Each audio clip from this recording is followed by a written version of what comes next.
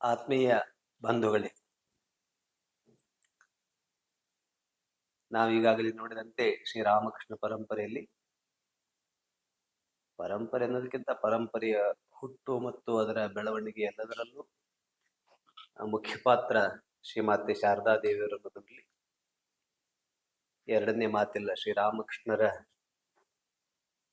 ಹಾಗೆ ಶ್ರೀಮಾತೆಯವರು ಕೂಡ ಅವರಿಬ್ಬರಿಂದನೇ ಈ ಸಂಪ್ರದಾಯ ಪ್ರಾರಂಭ ಆಗಿದ್ದು ಈಗಿರುವುದು ಮತ್ತು ಮುಂದೆ ಇರುವಂಥದ್ದು ಎಲ್ಲವೂ ಕೂಡ ಅವರಿಬ್ಬರ ಕೃಪೆ ಅನ್ನುವಂಥದ್ದಲ್ಲಿ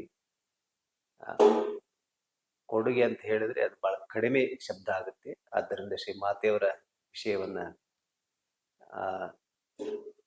ನಾವು ಮುಂದುವರಿಸೋಕ್ಕಿಂತ ನಿರಂತರ ಸ್ಮರಣೆಯಲ್ಲಿ ಇರುವಂಥದ್ದೇ ಅವರ ಕೊಡುಗೆ. ಆದರೆ ಇನ್ನಿತರ ವ್ಯಕ್ತಿಗಳು ಅಂದರೆ ಮುಖ್ಯವಾಗಿ ಬೇರೆ ಸ್ತ್ರೀಯರು ಅವರು ತಮ್ಮ ಜೀವಿತಾವಧಿಯಲ್ಲಿ ಈ ಪರಂಪರೆಗೆ ಏನನ್ನ ಕೊಡುಗೆಯಾಗಿ ಕೊಟ್ಟರು ಅನ್ನುವಂಥ ಚಿಂತನೆಯನ್ನು ನಾವು ಮಾಡ್ತಾ ಇದ್ವಿ. ಗೋಪಾಲೇರ್ ಮಹಳ ಜೀವನ ಅಲ್ಲಿಗೆ ಅವಳು ಕೊಟ್ಟಂತ ಕೊಡುಗೆ ಕುರಿತಾಗಿ ಮತ್ತು ಅವಳ ಜೀವನ ಶ್ರೀರಾಮಕೃಷ್ಣರೊಂದಿಗಿನ ಆ ಸಂಪರ್ಕ ಅದೆಲ್ಲವನ್ನ ನೋಡಿದ್ವಿ. ಈಗ ಇನ್ನೊಬ್ಬಳ ಅಂತೆ ಅದೇ ರೀತಿಯಂತ ವ್ಯಕ್ತಿತ್ವ ಗೋಲಪ್ಮ ಇವಳೊಂದು ಬಹಳ ವಿಶಿಷ್ಟವಾದಂತಹ ಪಾತ್ರ. ಇವಳು ಶ್ರೀರಾಮಕೃಷ್ಣರ ಸಂಪರ್ಕಕ್ಕೆ ಬಂದರೂ ಕೂಡ ಶ್ರೀಮಾತೆಯವರ ಜೀವನದಲ್ಲಿ ಇವಳ ಒಂದು ಪಾತ್ರವನ್ನ ಹೆಚ್ಚು ನಾವು ನೋಡೋದಕ್ಕಿದೆ. ಶ್ರೀಮಾತೆಯವರಿಂದ ನಡೆದಂತ ಎಲ್ಲ ಘಟನೆಗಳಿಗೂ ಒಂದು ರೀತಿ ಸಾಕ್ಷಿ ರೂಪದಲ್ಲಿದ್ದಂಥವಳು, ಜೊತೆಗೆ ಅದರಲ್ಲಿ ಇವಳು ಒಂದು ಪಾತ್ರಳಾಗಿದ್ದಂಥವಳು. ಇವಳು ಶ್ರೀರಾಮಕೃಷ್ಣರ ಸಂಪರ್ಕಕ್ಕೆ ಬರುವುದಕ್ಕೆ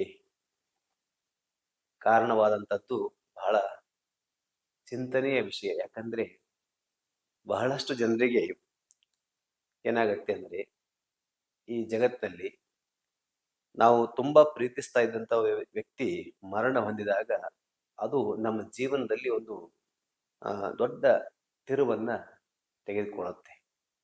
ಬಹಳಷ್ಟು ಜನರ ಜೀವನದಲ್ಲಿ ಆ ರೀತಿಯ ತಿರುವೆ ಆಗಿರುವುದನ್ನ ನಾವು ಕಾಣುತ್ತೇವೆ. ಆಗ ಏನಾಗುತ್ತೆ, ಸುತ್ತಲೂ ಕತ್ತಲೆಯನ್ನ ನಿರಾಸೆಯನ್ನ ಕಾಣ್ತಾ ನಾವು ಜೀವನದ ಬಗ್ಗೆ ಗಾಢವಾಗಿ ಚಿಂತಿಸಲಾರಂಭಿಸ್ತೇವೆ. ಅದರ ಕ್ಷಣಭಂಗುರತೆ ಅಂದ್ರೆ ಜೀವನಕ್ಕೆ ಇರ್ತಕ್ಕಂಥ ಶಾಶ್ವತತೆ ಇಂಥದ್ದೆಲ್ಲ ಈ ಜೀವನಕ್ಕೆ ಏನ್ ಅರ್ಥ ಇದೆ ಅಂತಕ್ಕಂಥ ಭಾವನೆ ಎಲ್ಲರಲ್ಲೂ ಮೂಡುವಂಥದ್ದು. ಸಾವಿನಿಂದ ಕೊನೆಗೊಳ್ಳುವ ಬದುಕು ಹಾಗೂ ಪ್ರತ್ಯೇಕಗೊಳ್ಳುವಿಕೆಯಲ್ಲಿ ಕೊನೆಗೊಳ್ಳುವ ಮಿಲನ ನಮಗೆ ಮನದಟ್ಟಾಗ್ತದೆ. ಆದರೂ ದುಃಖವು ಹೃದಯವನ್ನ ಕರಗಿಸಿ ಕಣ್ಣೀರಾಗಿ ಹರಿಯುವಂತೆ ಮಾಡುತ್ತದೆ. ಆದರೂ ಸಹ ನಿಯತಿಯಲ್ಲಿನ ಅಂದ್ರೆ ಈ ಪ್ರಕೃತಿ ವ್ಯವಸ್ಥೆಯಲ್ಲಿನ ಒಂದು ಪದ್ಧತಿ ಅದು ಸಾಕ್ಷಾತ್ ಭಗವಂತರೇ ದೇಹಧಾರಣೆ ಮಾಡ್ಕೊಂಡ್ಬರ್ಲಿ, ಜೀವಿಗಳೇ ದೇಹಧಾರಣೆ ಮಾಡ್ಕೊಂಡ್ಬರ್ಲಿ, ಇಲ್ಲೊಂದು ನಿಯತಿ ಅಂತಿದೆ. ಅದನ್ನ ನಿಯತಿ ಅನ್ನುವಂಥ ಶಬ್ದದಿಂದ ಹೇಳ್ತಾರೆ. ಅಂತಂದ್ರೆ ಈಗ ಆಗ್ಬೇಕು ಅಂತ ಏನಿದೆಯೋ ಅದು ಆಗುವಂಥದ್ದೇ ಅಂತ. ಈ ನಿಯತಿಯಲ್ಲಿನ ನಿಯಮ ಹೇಗಿದೆ ಅಂದ್ರೆ, ಕ್ರಮೇಣ ಹೃದಯವು ಈ ರೀತಿಯಾದಂಥ ಹೃದಯ ಇನ್ನೊಂದು ಒಬ್ಬ ವ್ಯಕ್ತಿಯಿಂದ ಖಾಲಿಗೊಂಡಂತ ಹೃದಯ ಇನ್ನೊಬ್ಬ ವ್ಯಕ್ತಿಯಿಂದ ಅದು ಪೂರ್ಣಗೊಳ್ಳೋದಕ್ಕೂ ಕೂಡ ಸಾಧ್ಯತೆಗಳಿವೆ ಅಂತ. ಹಾಗೆ ಈ ಗೋಲಾಪಳ ಜೀವನದಲ್ಲಿ ಆ ರೀತಿಯಂತ ಸಹಿಸೋದಕ್ಕೆ ಸಾಧ್ಯವ ಆಗದಂತ ಒಂದು ದುಃಖ ಅವಳನ್ನು ಆವರಿಸಿಕೊಂಡಾಗ ಅವಳಿಗೆ ದೇವರ ಅನುಗ್ರಹ ಲಭಿಸುತ್ತೆ.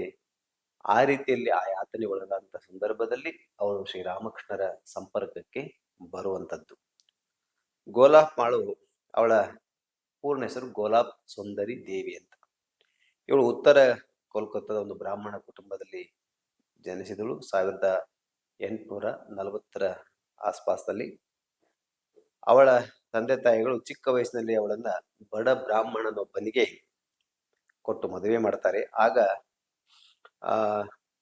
ಒಬ್ಬ ಮಗ ಮತ್ತೊಬ್ಬ ಮಗಳು ಅವಳನ್ನು ಬಿಟ್ಟು, ಅಂದ್ರೆ ಅವರಿಬ್ಬರು ಹುಟ್ಟಿದ ಮೇಲೆ ಆಕೆ ಗಂಡ ತೀರ್ಕೊಳ್ತಾನೆ. ಆಮೇಲೆ ಗೋಲಾಪಾಳ ಮಗನೂ ಕೂಡ ತುಂಬಾ ಚಿಕ್ಕವನಿರುವಾಗಲೇ ಸಾಯ್ತಾನೆ. ಕೊನೆಗೆ ಮಗಳು ಒಬ್ಬಳೇ ಉಳಿತಾಳೆ. ಅವಳ ಹೆಸರು ಚಂಡಿ ಅಂತ ಹೇಳಿ. ಅವಳ ಒಂದು ಅವಳನ್ನೇ ಆಶ್ರಯಿಸಿ ಇವಳು ಅಂದ್ರೆ ತನ್ನ ಪ್ರೀತಿಯನ್ನ ಭಾವನೆಗಳನ್ನ ಹಂಚಿಕೊಳ್ಳೋದಕ್ಕೆ ಒಬ್ಬ ಮಗಳಿದ್ದಾಳೆ. ಅವಳೊಂದಿಗೆ ಇವಳು ಬದುಕು ಸಾಗ್ತಾ ಇರ್ತದೆ.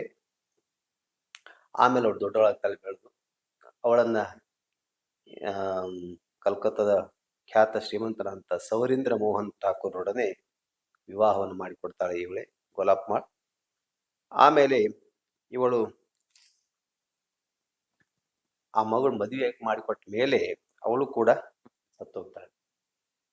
ನೋಡಿ, ಗಂಡ ಸತ್ತೋದ, ಮಗ ಸತ್ತೋದ, ಮಗಳು ಮದುವೆ ಮಾಡಿಕೊಟ್ಟ ಮೇಲೆ ಅವಳು ಕೂಡ ಸತ್ತು ಹೋದ್ಲು.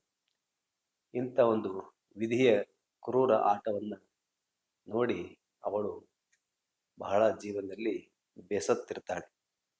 ಆ ಸಂದರ್ಭದಲ್ಲಿ ಅವಳ ಮನೆಯ ಪಕ್ಕದಲ್ಲಿ ಯೋಗಿನ್ ಮಾಳ ಮನೆ. ಯೋಗಿನ್ ಮಾಳ ಬಗ್ಗೆ ನಾವು ಮೊದಲೇ ನೋಡಿದ್ದೇವೆ, ಶ್ರೀರಾಮಕೃಷ್ಣರ ಭಕ್ತೆ ಶಿಷ್ಯೆ. ಅವಳು ಇವಳನ್ನ ಶ್ರೀರಾಮಕೃಷ್ಣರ ಹತ್ತಿರ ಕರೆದುಕೊಂಡು ಬರ್ತಾರೆ.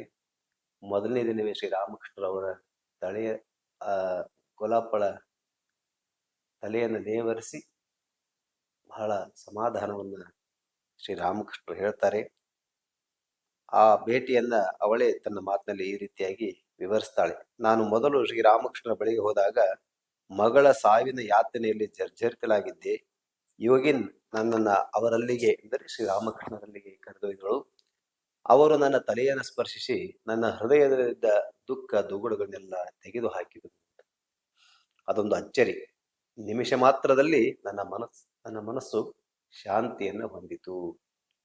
ನೋಡಿ, ಬರೀ ಕೇವಲ ಸ್ಪರ್ಶದಿಂದ ರಾಮಕೃಷ್ಣರೇನ್ ಬಿಡಿ, ಸ್ಪರ್ಶ ಮಾತ್ರ ಎಂತವ್ರಿಗೆ ಸಮಾಧಿ ಸ್ಥಿತಿ ಅಂತಂದು ಕೊಟ್ಟಂತವ್ರು, ಸಾಮಾನ್ಯ ಶಾಂತಿ ಅಂತಂದು ಕೊಡೋದು ದೊಡ್ಡ ವಿಷಯ ಅಲ್ಲ ಅವಳಿಗೆ. ಆದರೆ ಅವಳಿಗೆ ಅದು ದೊಡ್ಡ ವಿಷಯವಾಗಿ ಕಾಣುತ್ತೆ. ಯಾಕಂದ್ರೆ ಅವಳ ದುಃಖ, ಯಾರಿಗೆ ದುಃಖ ಬಂದಿರುತ್ತೋ ಆ ದುಃಖವನ್ನ ಅನುಭವಿಸ್ತಾ ಇರ್ತಕ್ಕಂಥ ಜೀವಿಗೆ ಗೊತ್ತಿರ್ತದೆ. ನಿವಾರಣೆ ಆದ ತಕ್ಷಣ ಸಹಜವಾಗಿ ಆನಂದ ಆಗುವಂಥದ್ದು. ಆ ರೀತಿ ಅವಳು ಹೇಳ್ತಾ ಇದ್ದಾಳೆ, ನನ್ನ ಮನಸ್ಸು ಶಾಂತಿಯನ್ನು ಹೊಂದಿತು ಅಂತ. ನಾನು ತಕ್ಷಣ ಜ್ಞಾನಿಯಂತೆ ನಗಲಾರಂಭಿಸಿದೆ ಅಂತ ಹೇಳ್ತಾಳೆ.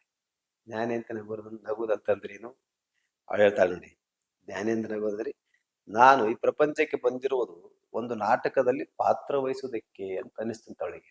ಜ್ಞಾನಿಗೆ ಅನಿಸೋದು ಹೀಗೆ. ಜ್ಞಾನಿಯ ಲಕ್ಷಣ ಏನಂತಂದ್ರೆ, ಅವನು ಎಲ್ಲರೂ ಏನು ಕೆಲಸ ಕಾರ್ಯಗಳನ್ನ ಅವನಿಗೆ ಬಂದಿರ್ತಾನೆ ಮಾಡ್ತಾನೆ, ಆ ಪಾತ್ರವನ್ನ ನಿರ್ವಹಿಸ್ತಾನೆ. ಯಾವ ರೀತಿಯಾಗಿದ್ರೆ ಅದಕ್ಕೆ ಅವನಿಗೆ ಇದಿಲ್ಲ, ಅಟ್ಯಾಚ್ಮೆಂಟ್ ಇಲ್ಲ, ಅನಾಸಕ್ತಿಯಿಂದ ಅದನ್ನು ನಿರ್ವಹಿಸ್ತಾನೆ. ಈಗ ನಾಟಕದಲ್ಲಿ ಅಥವಾ ಸಿನಿಮಾಗಳಲ್ಲಿ ಒಬ್ಬ ಒಳ್ಳೆ ವ್ಯಕ್ತಿ ಭಿಕ್ಷುಕನ ಪಾತ್ರವನ್ನು ಮಾಡಬಹುದು, ಮತ್ತು ಬೇರೆ ಬೇರೆ ಅಥವಾ ಖಳನಾಯಕನ ಪಾತ್ರವನ್ನು ಮಾಡಬಹುದು. ಆದರೆ ಪಾತ್ರ ಅಂತ ಅಷ್ಟೇ ಅಂತ ಅವ್ನಿಗೆ ಗೊತ್ತಿರೋದ್ರಿಂದ ಅದನ್ನು ಚೆನ್ನಾಗಿ ಅವನು ನಿರ್ವಹಿಸ್ತಾನೆ. ಹಾಗೆ ಜ್ಞಾನಿ ಈ ಜಗತ್ತಿನಲ್ಲಿ ತಾನು ಬಂದದ್ದು ಯಾಕೆ, ತನ್ನ ಪಾತ್ರ ಏನಿದೆ ಅಂತ ಗೊತ್ತಾದ್ರೆ ಆ ಪಾತ್ರವನ್ನು ಅಷ್ಟೇ ನಿರ್ವಹಿಸುವಷ್ಟೇ ನನ್ನ ತನ್ನ ಕೆಲಸ ಅಂತ ಭಾವಿಸ್ತಾನೆ. ಅದು ಜ್ಞಾನಿಯ ಭಾವ ಅಂತ. ಅದು ಇವಳಿಗೆ ಬಂತು ಅಂತ. ಯಾರ್ಯಾರ ಮಗಳು, ಯಾರ್ಯಾರ ತಾಯಿ, ಚಿಕ್ಕ ವಯಸ್ಸಿನಲ್ಲಿ ಬಟ್ಟೆ ಬೊಂಬೆಗಳ ಜೊತೆಗೆ ಆಡ್ತಾ ಇದ್ದೆ. ಚಿಕ್ಕ ವಯಸ್ಸಿನಲ್ಲಿದ್ದಾಗ ಗೊಂಬೆಗಳ ಜೊತೆಗೆ ಆಟ ಆಡ್ತಾ ಇದ್ದೆ. ಈಗ ರಕ್ತ ಮಾಂಸಗಳಿಂದ ಕೂಡಿದಂತ ಬೊಂಬೆಗಳು ಆಡಿದೆ ಅಷ್ಟೇ. ಈ ಪ್ರಪಂಚ ಒಂದು ಬೊಂಬೆ ಆಟ ಆದ ಕಾರಣ ಮಗಳ ಸಾವಿಗಾಗಿ ನಾನು ಅಳುವುದಾದ್ರೆ ಯಾಕೆ ಅಂತ ಭಾವಿಸಿ ಆಮೇಲೆ ಹೇಳ್ತಾಳೆ, ನಾನು ದೇವರಿಗಾಗಿ ಅಳೋದನ್ನಾದ್ರೂ ಆದ್ರೆ ಅದೊಂದು ದೊಡ್ಡ ಸಂಗತಿ ಅವಾಗ ಆಗುತ್ತೆ ಅಂತ. ಈ ಮಗಳಿಗಾಗಿ ಅಳೋದ್ರಲ್ಲಿ ಏನು ಅರ್ಥ ಇಲ್ಲ, ಭಗವಂತನಿಗಾಗಿ ಅಳೋದಿಲ್ಲ, ಅದು ದೊಡ್ಡ ಸಂಗತಿ ಅಂತ ಶ್ರೀರಾಮಕೃಷ್ಣರ ಸ್ಪರ್ಶ ಮಾತ್ರದಿಂದ ಹಾಗಾಯ್ತು ಅಂತ ತನ್ನ ಮೊದಲ ಭೇಟಿಯನ್ನ ಅವಳು ನೆನಪಿಸ್ಕೊಳ್ತಾಳೆ.